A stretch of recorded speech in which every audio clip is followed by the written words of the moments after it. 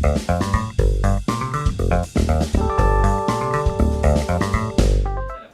es un populismo punitivo, incrementa los niveles de punitividad y que hace cosas que en líneas generales están mal. Y eso hace que la expresión populismo siga teniendo una connotación negativa, cuando sabemos que en muchísimos movimientos sociales y políticos la noción populismo, populista, tiene una connotación positiva y que en muchos usos de la teoría social y política esa connotación positiva se ha explorado. Para darte dos ejemplos recientes, los trabajos recientes sobre la noción del populismo de Ernesto Laclau y de Chantal Mouffe. Pero para pensar en términos de movimientos sociales y políticos, mismo en el norte global, una parte muy importante del movimiento político que por lo general asociamos al Partido Demócrata en los Estados Unidos, en la primera mitad del siglo XX, sobre todo en el noroeste norteamericano, se llamó movimiento populista. Era un movimiento de farmers, de pequeños propietarios, más o menos, digámoslo así, progresistas. Más o menos, tampoco exageré. Pero era un movimiento que tenía, en cierto sentido, una serie de connotaciones positivas. Entonces, lo que pasa con la noción de populismo penal es que como no hace las cuentas con todos estos debates, construye una versión, como decía antes, flaca, débil de la noción de populismo, que no hace las cuentas con esos debates. Entonces dice, simplemente, ¿qué es lo populista? Bueno, reclamar que el establishment no tiene razón, porque esto es muy importante, creo que no lo dije, que el establishment no tiene razón, que el establishment está equivocado, que la gente es la que verdaderamente sabe qué es lo que hay que hacer, y que hay que hacer lo que la gente dice que hacer. Eso producido no por la gente, no por los ciudadanos que se movilizan y hablan en primera persona, sino por el político profesional, que se coloca como el intérprete de lo que la gente quiere, de lo que la gente reclama. Entonces, es un uso débil. Entonces hay algunos autores, más recientemente, sobre todo en países de lengua española, que reaccionando un poco frente a este uso de la noción de populismo penal, dicen, no deberíamos usar esa expresión, deberíamos usar una expresión distinta, demagogia punitiva. Entonces, bueno, la noción de demagogia tiene esta larga tradición en la historia de la teoría y la filosofía política, y es bastante parecido a lo que los autores ingleses quieren decir cuando dicen populista en populismo penal. Entonces, ¿por qué no usar demagogia en lugar de populismo? Y puede ser una apuesta interesante. Yo en ese texto digo explícitamente que yo no tengo ningún problema en anular la expresión populismo de la forma de designarlo, de designar esta tendencia penal. Lo que necesitaríamos para poder usar la noción de demagogia es que supere el nivel del artículo periodístico. ¿Qué quiero decir con esto? No quiero sonar crítico, pero una parte importante de las personas que han dicho ¿por qué no usamos la noción de demagogia? Lo han hecho en textos que tienen una naturaleza de carácter periodístico, o sea, textos de 3 páginas donde argumentan muy livianamente también sobre ese uso. Entonces, un poco, no reemplacemos una palabra por otra para comernos los problemas, para reemplazar los viejos problemas que teníamos con nuevos. Prefiero seguir leyendo con los viejos. Pero estoy abierto a abandonar la categoría de populismo especialmente, si pudiéramos encontrar otra manera de designarlo. A mí me parece que todavía sigue haciendo sentido, en parte, con todas las aclaraciones que están contenidas en ese texto, que están muy vinculadas a esta idea desde arriba. ¿No hay intersección con moral panic? ¿No te han dicho? Claro, No sé por qué. Lo que dicen los autores que leen, que escuchan lo que yo planteo sobre este tema, yo creo que no han leído tanto, pero si he escuchado, lo que me dicen es, bueno, lo que pasa es que vos en realidad estás volviendo a una posición cohenciana, ¿no? Una posición ligada a los estudios de Stan Cohen sobre pánico moral, ligada a los estudios de Stuart Hall sobre pánico moral en Policing the Crisis. Y sí, y es precisamente exactamente lo que yo quiero hacer. Con lo cual está perfecto. Si es eso lo que se entendió, mi reacción sería exactamente esa. Justamente lo que yo quiero hacer es hacer pasar la noción de populismo penal por aquel filtro. Entonces, es un debate interesantísimo el punto de vista teórico, perdón que me extienda tanto, pero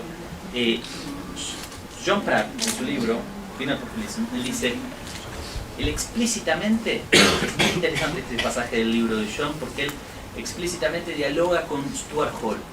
Stuart Hall es Stuart Hall. Hablamos sobre Stuart Hall, deliramos, son tantas horas que. Pero en algún momento hablamos sobre Policy in the Crisis, ¿no? Este libro, que yo digo que es muy interesante. Bueno, eso. Stuart Hall, que es el autor líder del libro Policy in the Crisis de 1978, escribe a principios de los 80 al menos 2 grandes textos sobre el thatcherismo. No sobre el delito, ni sobre las respuestas al delito, sino sobre el thatcherismo, sobre lo que implica Margaret Thatcher y el thatcherismo como reconstrucción de la política en Gran Bretaña. En esos 2 textos acuña una expresión que es populismo autoritario, para definir el estilo de política que Margaret Thatcher encarna, como una renovación, una revolución conservadora de la política británica. Entonces, John Pratt, cuando elabora su manera de definir el concepto de populismo penal, dice, mi manera no es igual a la manera de definir populismo autoritario de Stuart Hall.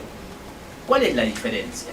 Es que para mí el populismo autoritario en Stuart Hall hace referencia a un momento en el cual los líderes políticos, los actores políticos despliegan todo este lenguaje acerca de lo que la gente quiere para justificar la producción de iniciativas autoritarias, cuando allá afuera no hay una gente que quiere eso.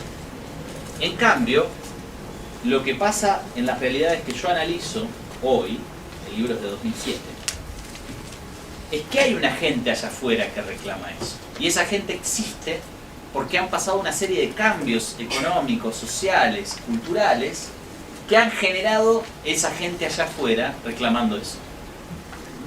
Entonces, dice Pratt explícitamente, mi noción de populismo penal se separa de la noción de populismo autoritario, porque yo no creo que los políticos contemporáneos que despliegan iniciativas y discursos de incremento de la punitividad trabajen del modo en que Thatcher y sus colegas trabajaban a principios de los 80 en Gran Bretaña.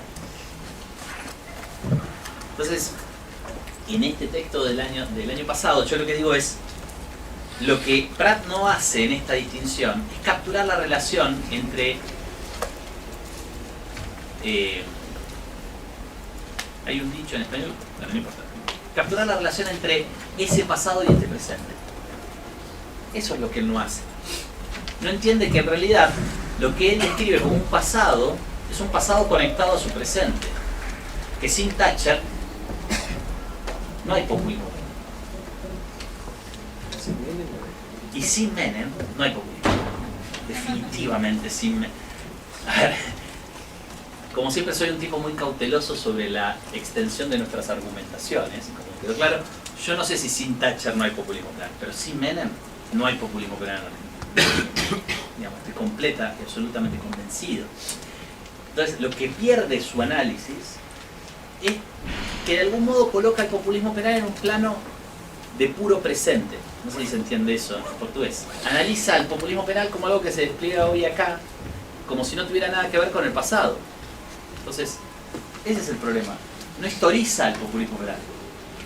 Porque si vos historizás el populismo penal, encontrás esa conexión con aquel pasado. Entonces, yo en mi trabajo sobre la Argentina, al historizar esto, veo esas conexiones de un modo muy claro. Entonces creo que sin Menem no hay Bloomberg, que es algo que a ustedes no le dicen nada, pero Bloomberg es, ahora vamos a hablar de él, es un caso delictivo que despliega en la Argentina una ola de populismo penal desde abajo alucinante, difícil de ver en ningún lugar del mundo. 5 millones de firmas reclamando incremento de la punitividad, marchas con cientos de miles de manifestantes pidiendo que el Estado sea duro con los delincuentes. Un episodio de una masividad extraordinaria. No traje fotos esta vez, pero bueno, es muy, muy impresionante. Que se produce en el año 2004 en la Argentina. Para mí, sin Menem no hay Bloomberg. O sea, sin ola de populismo penal desde arriba, no hay ola de populismo penal desde abajo. sin ola de populismo penal de arriba no hay movilización ciudadana en torno a las víctimas de la inseguridad y a los casos de delito común. Pero claro, eso me emparenta con una tradición que le da un rol muy importante a los poderosos en la estructuración de la vida social. Y sí, no tengo ningún problema en reconocerlo. Yo no creo que los políticos sean hoy algo así como la terminal de llegada de unas influencias que están, de procesos que están más allá y que ellos no dominan y que no tienen ninguna participación en su creación. Más o menos, perdón por la extensión. Bueno, son 9 y 2 minutos. No están bien. No les voy a preguntar si están bien porque no están bien. Síntomas vitales extraños. Bueno, ¿Cómo hacemos esto en poco tiempo? Tiene uma pergunta. Companheiro, sim, claro. Porque para mim não ficou muito claro de manhã, não sei se eu que não peguei essa parte, quando o professor falou que na questão da transição teve vários golpes, né, na Argentina, e a legislação penal foi realizada, foi feita por expertos elitistas, formalistas em espaços informais, né? Porque para mim tem uma questão, comparando com o Brasil, que tem várias semelhanças. No Brasil, a transição ela foi para a democracia, apesar de que teve mobilização popular, teve movimento estudantil, greve de 79, teve greve em Volta Redonda, se não me engano, teve mortos, poucos mortos, mas teve mortos entre os operários. Mas a transição no Brasil ela foi totalmente controlada pela ditadura, né? E apesar de que ela se retirou um pouco, mas também foi iniciativa dela, além de ter sido controlada.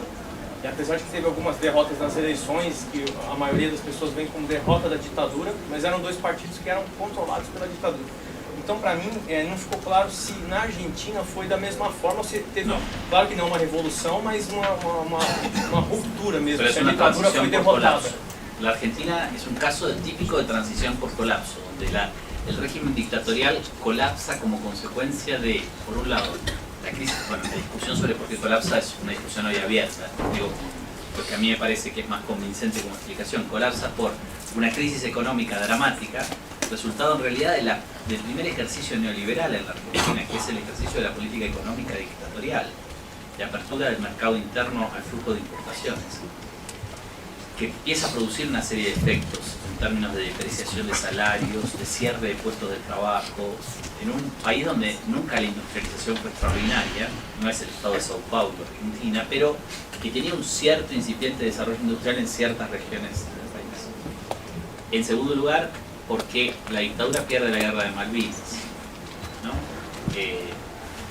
Los genocidas en la Argentina, para completar el cuadro, eligieron llevarnos a una guerra por dos islas perdidas en el medio del mar del sur, donde viven un par de miles de personas y muchas ovejas, y metieron en unos barcos no a sus soldados profesionales, sino a los ciudadanos reclutados por el servicio militar obligatorio con 18 años, de las zonas más pobres de la Argentina, del mundo rural especialmente, y los mandaron a pelear con armas del siglo XIX contra el ejército británico. Después no sé cómo se extrañaron de que hubiéramos perdido, la verdad. No se entiende muy bien qué imaginación loca alentaba la mente de estos criminales de guerra, pero le salió muy mal. Entonces eso generó una masiva movilización contra la dictadura, que por primera vez además tuvo el apoyo de los Estados Unidos. Que por primera vez los dictadores en la Argentina tuvieron el error de meterse con un aliado estructural de los Estados Unidos, que era el Imperio Británico. Bueno, son cosas que no se hacen. O sea, podemos permitirte que tortures, hagas desaparecer a miles y miles de personas de tu propio país, pero meterte con nuestros aliados estratégicos dentro de la OTAN no es lo más indicado.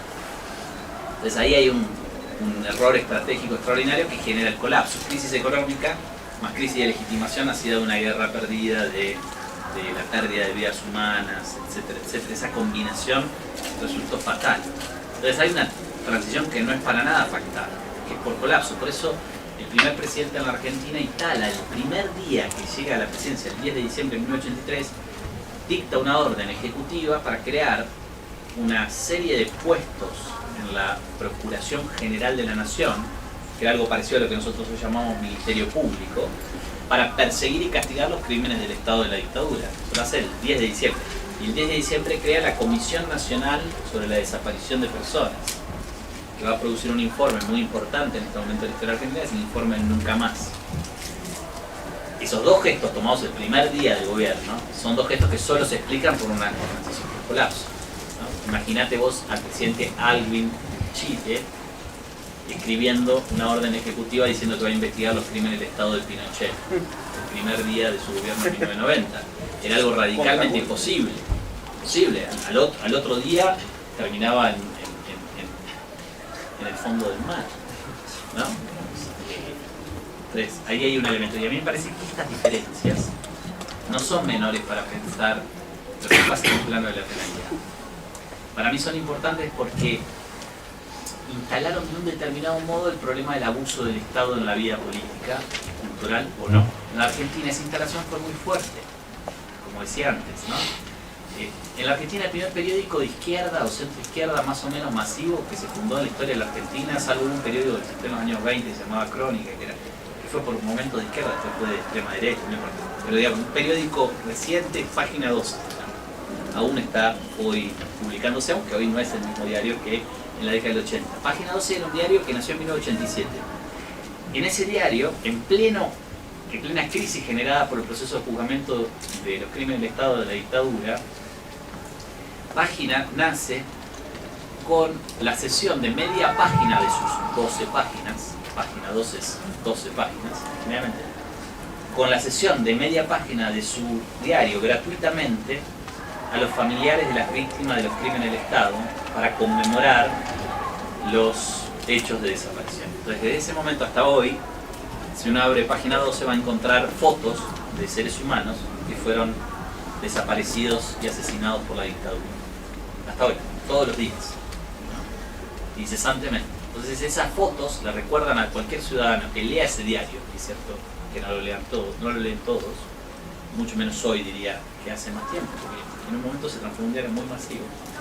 Le recuerdan eso, ¿no? Las atrocidades del Estado. Y eso pasaba todo el tiempo en la esfera pública, en la Argentina de los 80.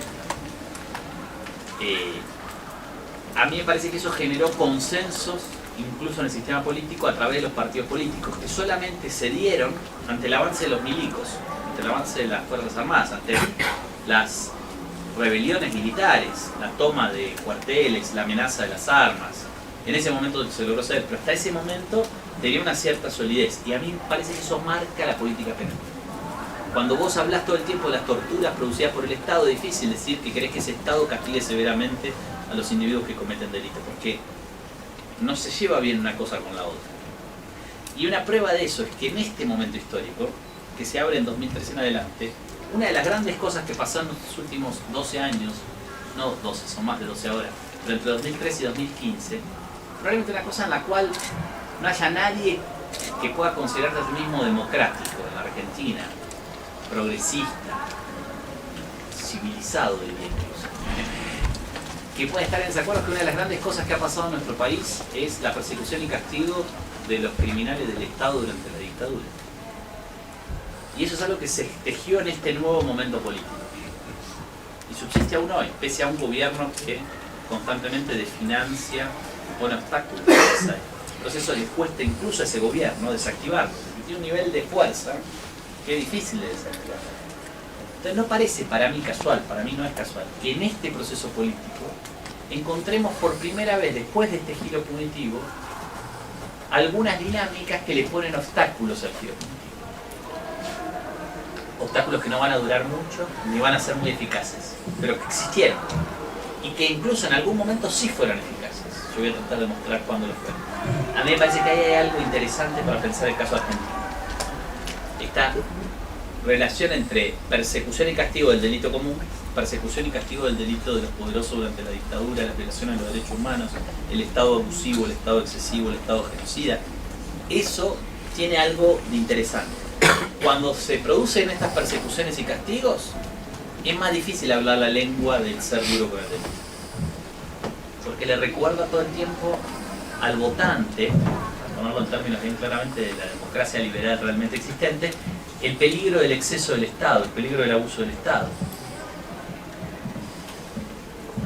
De vuelta, muy larga la respuesta. Voy a este último marco en términos muy temáticos. El kirchnerismo se construyó como un rostro post-neoliberal de la tradición peronista. La expresión post-neoliberal es una expresión difícil, rara, problemática. Es también parecida a la expresión post-neoliberal.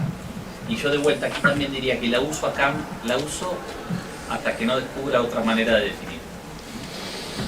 Voy a volver sobre esto mañana, así que me permito ahora no enfatizarlo demasiado. Pero cuando digo post-neoliberal quiero decir un tipo de alianza gubernamental que hizo de la promesa de romper con la difusión precedente del neoliberalismo, con los rasgos que tuvo específicamente en el contexto argentino durante la década del 90, el puntal, el centro de su identidad política. El kirchnerismo construyó una retórica que le prometió a los ciudadanos romper con el neoliberalismo y sus legados. Una retórica que antagonizó con la década menemista. Aun cuando el presidente Néstor Kirchner fue gobernador de una provincia durante toda esa década menemista y al interior de la alianza menemista. Pero, como por arte de magia, ese actor se transformó en un crítico radical de la década menemista, y en particular del presidente Menem, pese a haber sido durante muchos años su aliado.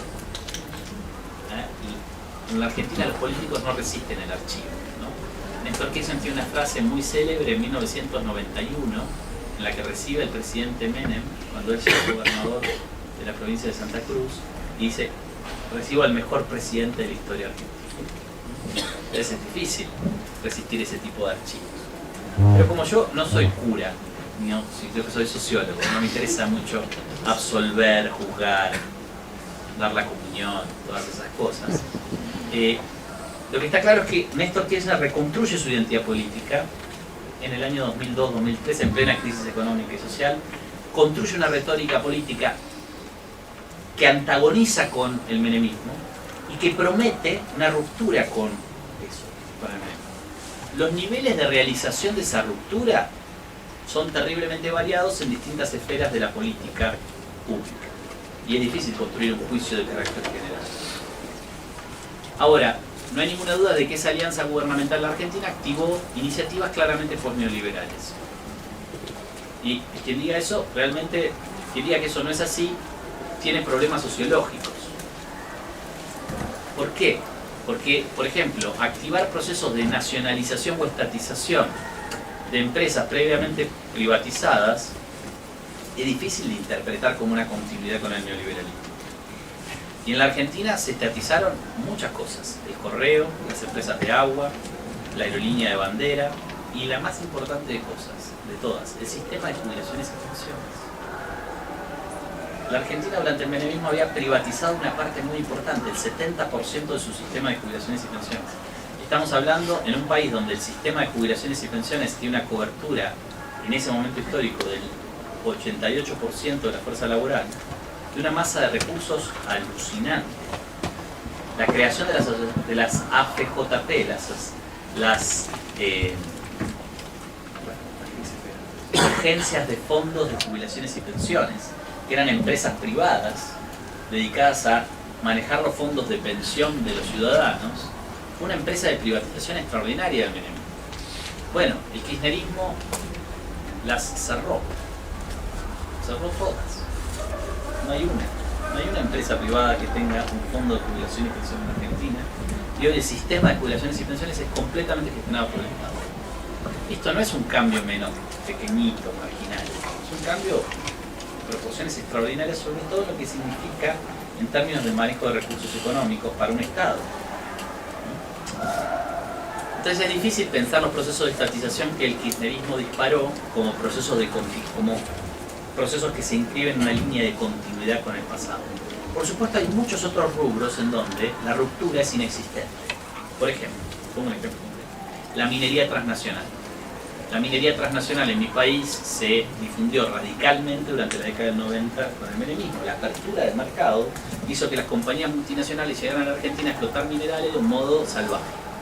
Cuando digo salvaje, no más o menos, ¿no?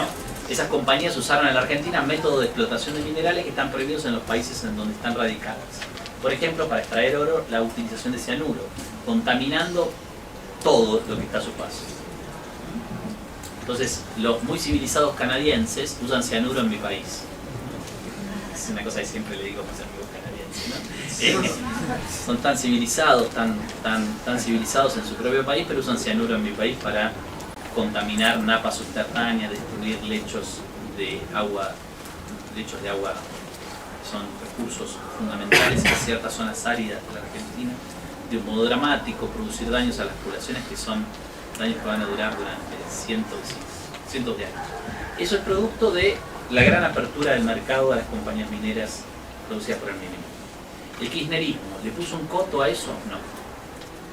De hecho, las empresas mineras multinacionales en la Argentina multiplicaron su esfera de actividad durante toda la larga década kirchnerista, para decirlo. Incrementaron su volumen de actividad de un modo dramático y siguieron usando un método de extracción tan cuestionable como los japoneses. Hay un par de casos en los cuales el Estado intervino poniendo algún límite, pero es una excepción más que la regla. Lo único que hizo sí el kirchnerismo fue elevar los impuestos para esas empresas, algo que en líneas generales a mí me merece un poco de simpatía. El hecho de que pudieran extraer sus ganancias y llevarlas a sus países de origen sin ningún control, como durante el menemismo, sin ningún tipo de impuesto, se alteró generando algo que se llaman retenciones, que eran del 9%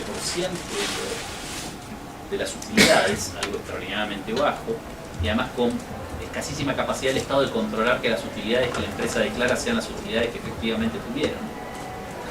Pero bueno, fue un gesto de, al menos de recaudación para fondos públicos de esa parte. Entonces, como este ejemplo, hay muchos otros. Entonces, cuando decimos posneoliberal, no estamos tratando de construir un juicio valorativo, estamos tratando de construir un juicio sociológico sobre cómo se construyó una identidad política, cómo se construyó una alianza gubernamental, cómo se construyó un programa gubernamental, y en todo caso eso abre todo un camino a exploraciones sociológicas de en qué medida esas promesas se realizaron o no en distintos segmentos. Yo creo que en algunos segmentos esas promesas tuvieron cierto nivel de realización e iniciativas que rompieron con el pasado neoliberal, y en otros planos no. Y hay otros mucho más importantes. Dije el de la minería transnacional porque es el primero que me vino a la mente, pero el más importante de todos, y hoy eso es dramático para mi país, es el sistema financiero, que durante el kirchnerismo se mantuvo con altísimo nivel de regulación y sobre todo sin niveles de impuestos. Somos un país que no tiene tasas a la renta financiera. Qué cosa alucinante, pero bueno, no importa. Entonces hay muchísimos planos en los que las promesas neoliberales no se realizaron, pero hay planos en los que sí. Esto basta para mi juicio para calificar esta alianza gubernamental como una alianza neoliberal. Dije que no iba a hablar mucho sobre lo neoliberal porque iba a hablar mañana, pero al final dije todo lo que tengo para decir sobre eso. Esa alianza construyó una retórica progresista sobre el problema del delito. Básicamente, ¿en qué consiste esa retórica? En decir, el problema del delito nace de los grandes efectos económicos y sociales generados por las reformas neoliberales. En un mundo que experimentó grandísimos crecimientos de la pobreza, la desocupación, la desigualdad y la precariedad, se explica el crecimiento del delito común. Se explica la inseguridad frente al delito.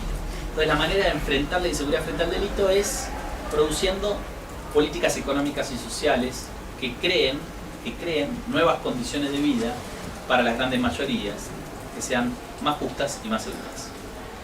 De hecho, el kirchnerismo en su fase de formación, especialmente en la elección presidencial del año 2003, que es la elección que va a ganar el kirchnerismo, sus actores principales no hablan mucho de este tema. Cuando hablan de este tema, dicen esto. Y no dicen mucho más. Es decir, no dialogan específicamente de propuestas concretas de lo que harían en materia de política de control del delito. Eligen, de algún modo, darle un lugar marginal en su propia retórica y al mismo tiempo confinarlo a este tipo de discurso vagamente progresista. Frente a ellos está Carlos Menem, que es el otro candidato presidencial a la elección del 2003, el arquitecto de las reformas neoliberales, el líder político de esas reformas neoliberales, que construye, siguiendo con la propia tendencia que él había iniciado a mediados de los 90, una retórica manodurista reloaded, ¿no? Entonces, ¿qué quiere decir eso? Pena de muerte, baja de la imputabilidad, pero además, y fundamentalmente, esto es muy importante para entender lo que pasa hoy en la Argentina, inclusión de las Fuerzas Armadas en la lucha contra el delito.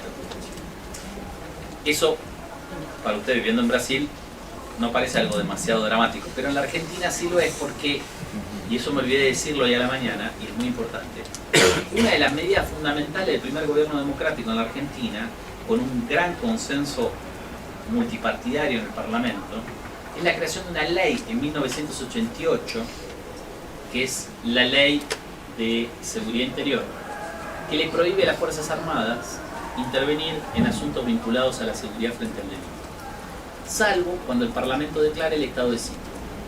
Es el único momento en el cual el presidente puede pedir a las Fuerzas Armadas que intervengan en asuntos de seguridad interior cuando se declara el estado de sitio. Entonces esto forma parte del consenso de la transición a la democracia en la Argentina. Menem, siempre esa audacia que lo caracterizó como líder político, lo que hace es decir, bueno, rompamos ese consenso. Es ridículo que las Fuerzas Armadas no puedan intervenir cuando la inseguridad frente al delito florece en las ciudades y no podemos vivir porque nos matan en cada esquina. Necesitamos que las Fuerzas Armadas nos protejan. Las Fuerzas Armadas de hoy no son las Fuerzas Armadas de la dictadura, son actores democráticos y confiables que van a respetar la ley. Entonces construye una retórica manodurista reloaded, recargada, con muchísima más fuerza. En las elecciones de 2003, en mayo de 2003, Néstor Kirchner pierde las elecciones. Obtiene el 22% de los votos frente a Carlos Menem, que tiene el 24% de los votos, y otras opciones políticas obtienen menos cantidad de votos. Es una elección con mucha fragmentación, porque el sistema político en la Argentina estalló por los aires, aparentemente. Se formaron nuevos partidos políticos, etc. En la práctica, en realidad, los dos líderes principales provenían de la historia de la política de la transición a la democracia en adelante. O sea que el que se vayan todos y que no se quede ni uno solo, bueno, fue una cosa linda mientras duró, pero en realidad nos generó una gran renovación de la política. Quienes competían eran un expresidente y un ex gobernador que había sido 2 veces gobernador. En la segunda vuelta pasaban por la nueva disciplina constitucional y legislativa los dos candidatos más votados, es decir, Kirchner y Menem.